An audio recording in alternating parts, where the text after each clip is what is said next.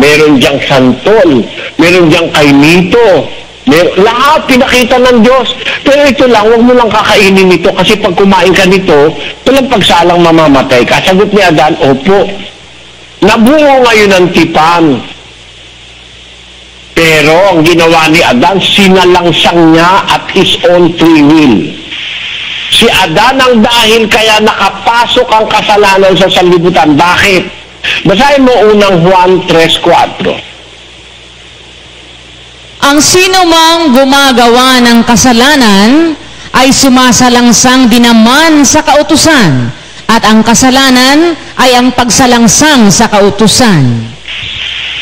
Ano ba ang kasalanan? Pagsalangsang po sa kautusan.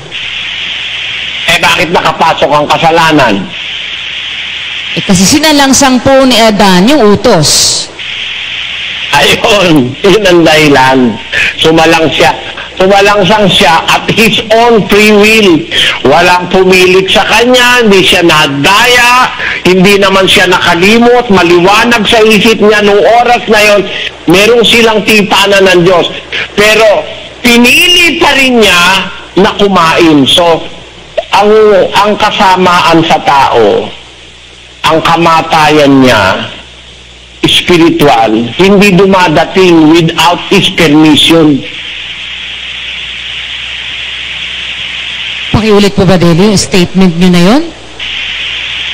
Ang kasamaan sa tao at ang kamatayan niyang spiritual, hindi dadating without his permission. Kailangang bigyan mo ng permission para makapasok sa iyo yun. Tama po.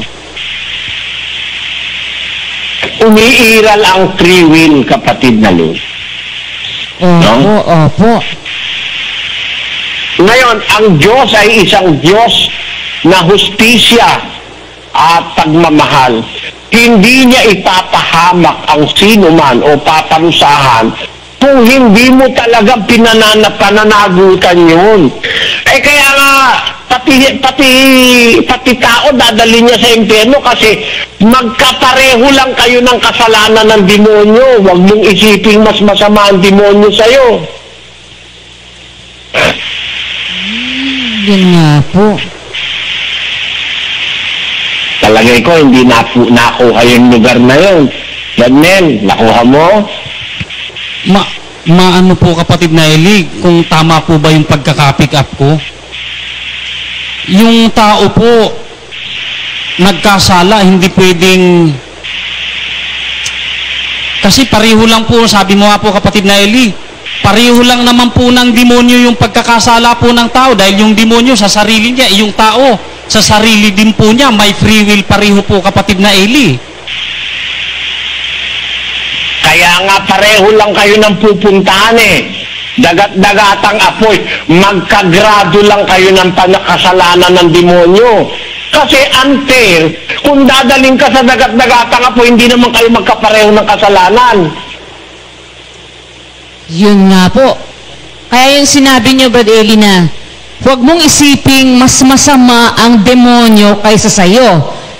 Kasi lalabas, kung hindi kayo Pagka ikaw ay dinala ng Diyos sa dagat-dagatang apoy, hindi mas masama ang demonyo kaysa tayo. Pareho lang kayo. Dahil ang demonyo sa kanyang sariling kaisipan, sumalangsang siya sa Diyos. Ang tao na dadalhin sa impyerno, sumalangsang din siya sa Diyos sa sarili niyang kaisipan at his own free will. Naintindihan mo? Opo. Pareho lang po ng grado, yung bigat ng kasalanan nila ngayon. Opo, awa ng Diyos, kapatid na Eli, clear po ito sa amin. Dahil, ganun nga po pala talaga eh. Hindi pwedeng sabihin o isipin ng tao na mas masama yung demonyo kaysa sa kanya. Kung parehong ang destino ng ganitong tao, sa impyerno, si Satanas sa impyerno rin. Pareho lang nga po, kapatid na Eli, dahil si Satanas sumalangsang maliwanag sa isip niya yung ginawa niya. Yung tao po, kapatid na Eli, na dadalhin nga po sa impyerno, sa sarili din niya, maliwanag din naman sa sarili niya yung ginagawa niya. Parehong sa sarili nilang pagsalangsang na wala namang nag-impluensya sa kanila, kaya sila gumawa ng pagsalangsang sa Panginoong Diyos. Kaya hindi pwedeng sabihin, mas masama yung demonyo kaysa sa tao. Kaya nga po, parehong mapupunta sa impyerno, magkagrado lang po ang kasamaan lalabas nga po, kapatid na Eli.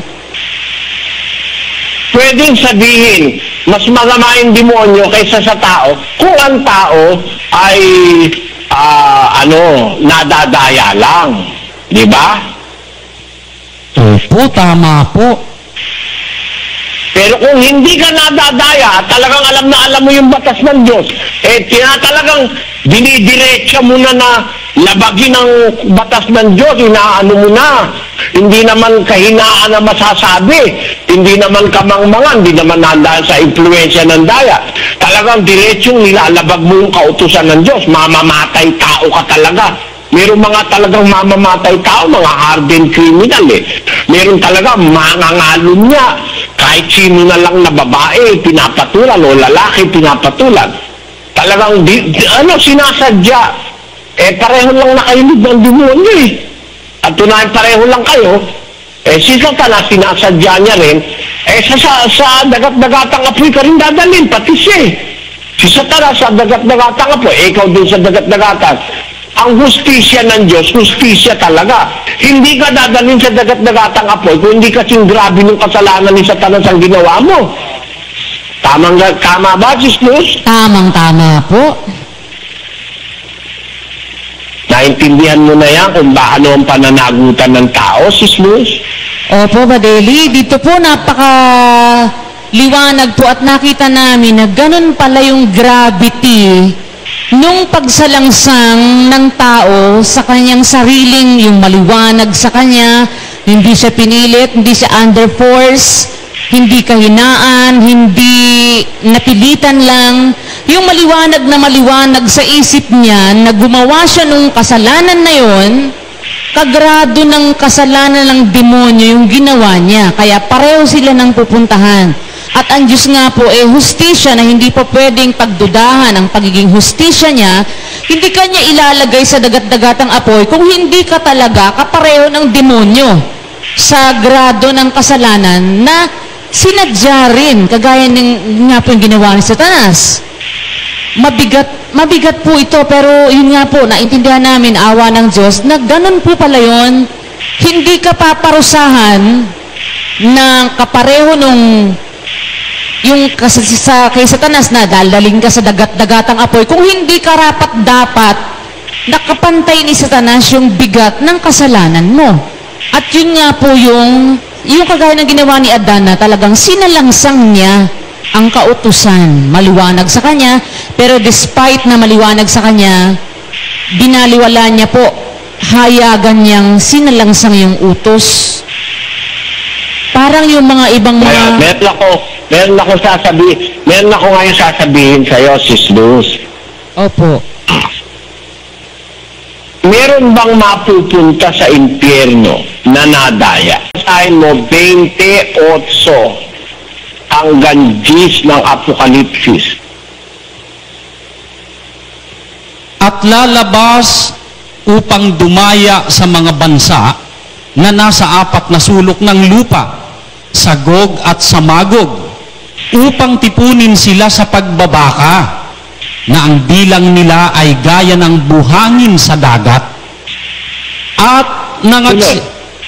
nangagsipanhik sila sa kalaparan ng lupa, at kinubkob ang kampamento ng mga banal, at ang bayang iniibig, at bumaba ang apoy mula sa langit, at sila'y nasupok. At ang diablo na dumaya sa kanila ay ibinulid sa dagat-dagatang apoy at asupre, na kinaroroonan din naman ng hayop at ng bulaang propeta. At sila'y pahihirapan araw at gabi magpakailan-kailanman. Meron bang mga nadaya na dadalhin sa impyerno? Mayroon po, kapatid na Eli. Ang klase ng nadaya? Ito po yung mga nadaya na ginusto na po nila yung pagdarayaan ni Satanas at tuluyang sumama po kay Satanas, kapatid na Eli. Very good. Hindi nadaya na minsan lang yan, nakagaya ni Eva. Yan ay mga nadaya at pagkatapos ay nagpadaya na kahit maliwanag na sa kanilang dinadaya sila, payag sa sila. Ayun po, amen po.